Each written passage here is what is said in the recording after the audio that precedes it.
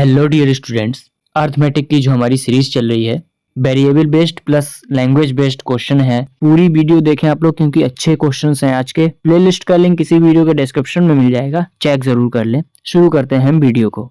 Shopkeeper है कोई, first article को 20% प्रॉफिट पर बेच रहा है और सीपी उस आर्टिकल का है 3600 रुपए।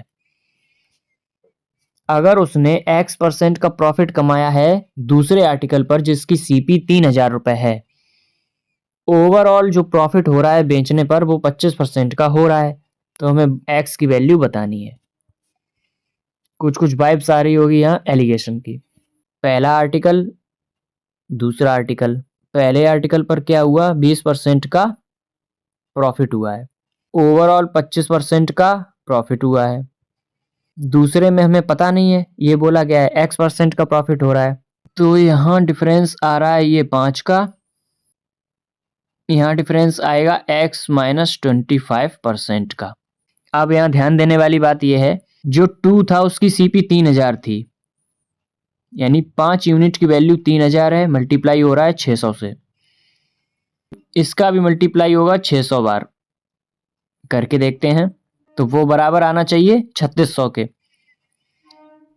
3600 बराबर आना चाहिए 600 का मल्टीप्लाई करने के बाद X - 25, ये कटेगा 6 बार।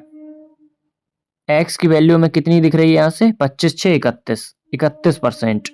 ये इसका आंसर बनेगा। शॉर्ट मेथड है यही। आगे बढ़ते हैं। आगे बढ़ने से पहले इंफॉर्मेशन है एक जरूरी।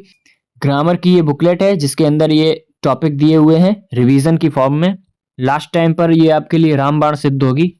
इसके अलावा अर्थमेटिक की ये पीडीएफ बनी हुई है जिसके अंदर फॉर्मूला, कॉन्सेप्ट, क्वेश्चंस सब कुछ है और जो कुछ भी है वो टॉपिक वाइज है। टॉपिक सारे अर्थमेटिक के आपके सामने ये लिखे हुए हैं।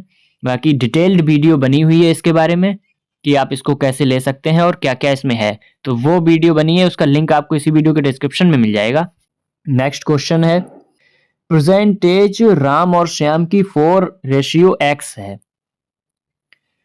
राम 4 साल छोटा है हरि से। हरि की एज 10 साल बाद 30 साल हो रही है। श्याम और राम की एज का डिफरेंस जो है वो बराबर है हरि की प्रेजेंट एज के, तो X+1 बताना है। लैंग्वेज का खेल है इसमें पूरा। बात हो रही है राम और श्याम की प्रेजेंट एज जो कि 4 और X रेशियो में है। हमें लास्ट में यहाँ दिया हुआ है कि हरि जो है 10 साल बाद 30 साल का हो रहा है। अगर 10 साल बाद 30 का है तो प्रेजेंट में कितने का होगा, 20 का। ये हरि की प्रेजेंटेज आ गई। यहाँ हमें एक चीज और बोली है कि जो राम है वो 4 साल छोटा है हरि से।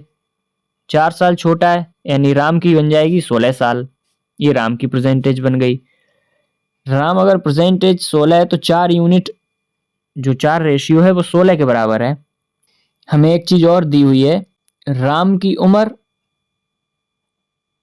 और श्याम की उम्र, इन दोनों के बीच में जो डिफरेंस है वो हरि की प्रेजेंट एज के बराबर है। अब यहाँ माइनस में आ रहा है और माइनस में एज थोड़ी ना चलेगी। इसका मतलब इसको ऐसे लिखेंगे कि श्याम बड़ा है राम से। इसका सीधा लॉजिक ये है।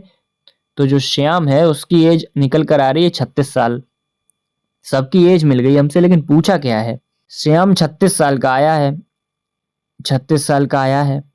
4 में जब 4 का मल्टीप्लाई किया था तब 16 आया था। इसका मतलब है X में किसका मल्टीप्लाई करें कि 36 आए, तो यहां से हमें दिख रहा है कि X जो है वो 9 रेशियो है। अगर X 9 आया है तो हमसे X+1 पूछा है जो कि हो जाएगा 10। इस तरीके से इसको करेंगे। इजी क्वेश्चन था, बस यहाँ आपको इस रेशियो की वैल्यू निकालनी थी X की। आई होप समझ में आया होगा। A और B दो लोग हैं, इन्वेस्ट कर रहे हैं 4000 और 3200 रुपए। 8 महीने बाद A भाई साहब छोड़ के चले गए और B भाई साहब ने 25% इन्वेस्ट को बढ़ा दिया और उसी दौरान C ने ज्वाइन किया है बिजनेस को 6000 रुपए के साथ। साल के अंत में टोटल प्रॉफिट हो रहा है 12200 का। तो हमें प्रॉफिट का शेयर बताना है C को कितना प्रॉफिट मिलेगा बताना है। A B C. ए ने क्या किया है, 4,000 रुपए लगाए हैं 8 महीने के लिए। 3200 रुपए लगाए हैं बी ने 8 महीने के लिए। उसके बाद बी ने कुछ तामझाम किया है। क्या किया है 8 महीने बाद? 25% इंक्रीज कर दी, यानी कि 3200 का 5/4 किया गया है। 4 से जाएगा ये 8 बार, 8 पंचे 40, यानी कि अब टोटल 4,000 रुपए हो गए हैं बी के पास, जो कि अगले 4 महीने के लिए लगेंगे। यहीं पर सी आया है, 6,000 रुपए लेकर आया है। 8 महीने बाद आया था तो केवल 4 महीने के लिए आया है। अब यहां से क्या करना है, हमें जीरो उड़ाने हैं। 2 जीरो ये उड़े, 2 जीरो ये उड़े, 2 जीरो ये उड़े। अभी काफी कुछ इसमें काटपीट होगी। 320 यहां से आएगा, 32 गुणा 8 प्लस 8 गुणा 20 यहां से आएगा,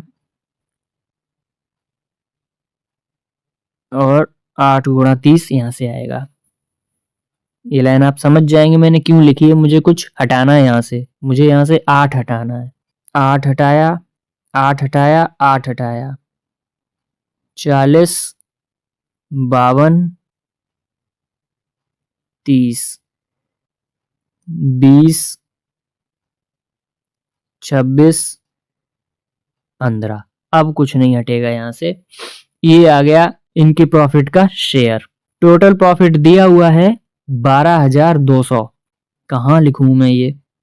टोटल शेयर कितना आया है, इसको जब हम जब सब कुछ ऐड करेंगे तो टोटल शेयर कितना है, 2 2 4 5 50 61, यानी कि टोटल 61 की वैल्यू दी है हमें 12,200।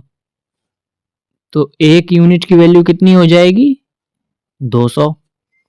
पूछी कितनी है, सी की। सी कितना है, 15 यूनिट।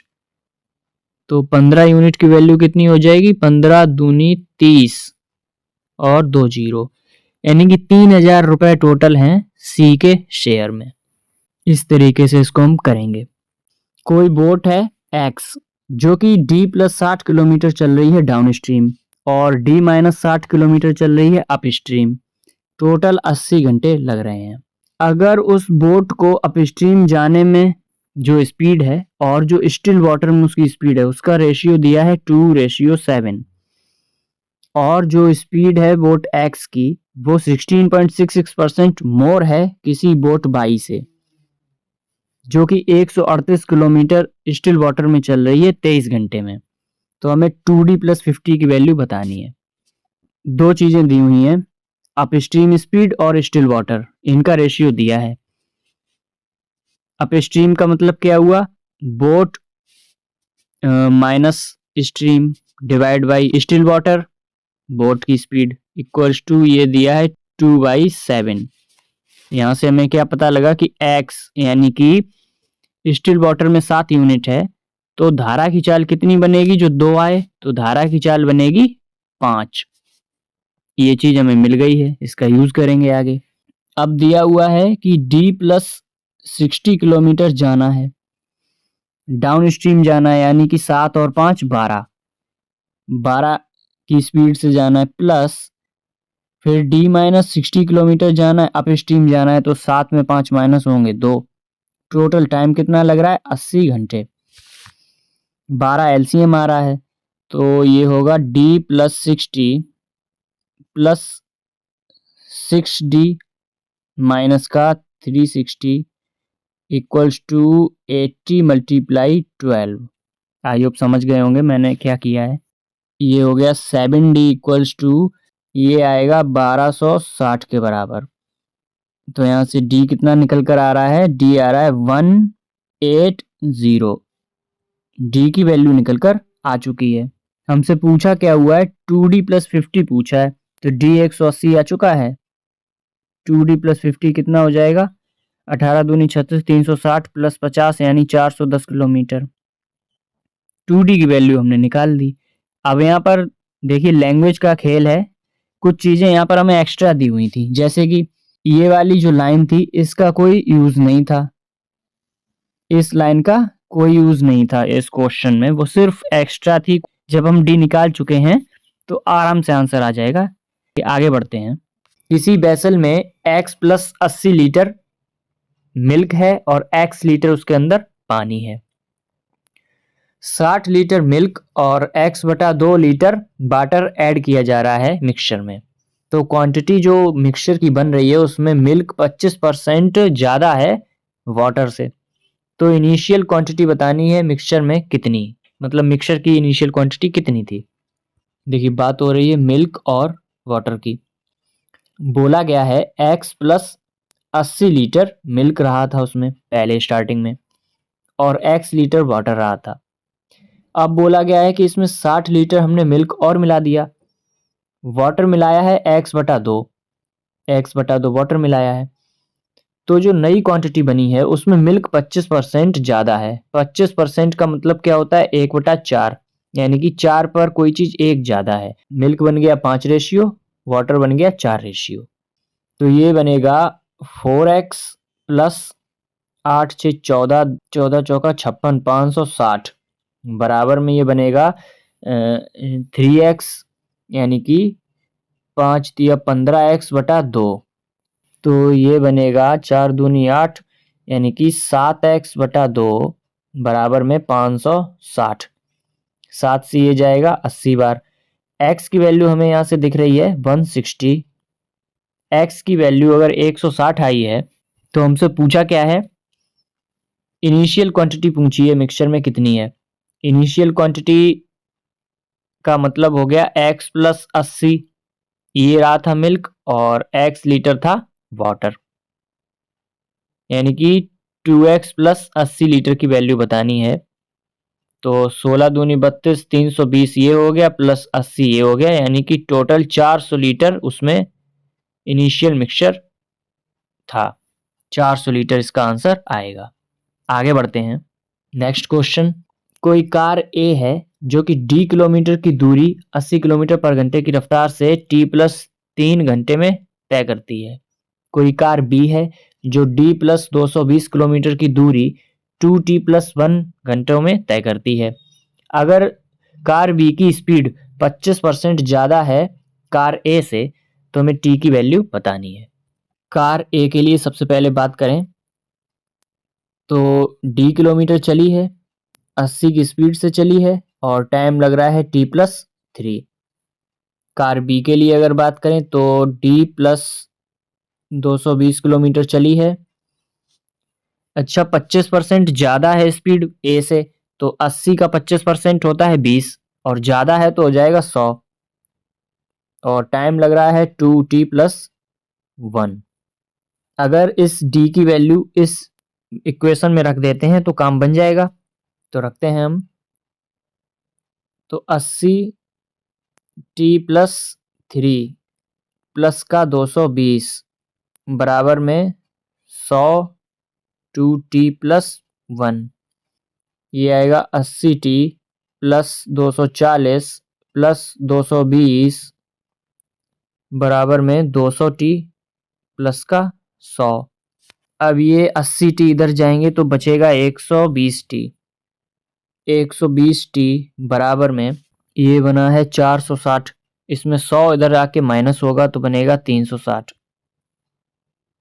ये आएगा 360। टी की वैल्यू हमें सीधी सीधी दिख रही है 3, यही इसका आंसर बनेगा। इस तरीके से करेंगे, शॉर्ट मेथड है ये। आई होप पसंद आई होगी वीडियो आपको। सारे लिंक इसी वीडियो के डिस्क्रिप्शन में हैं, तो डिस्क्रिप्शन जरूर चेक करें।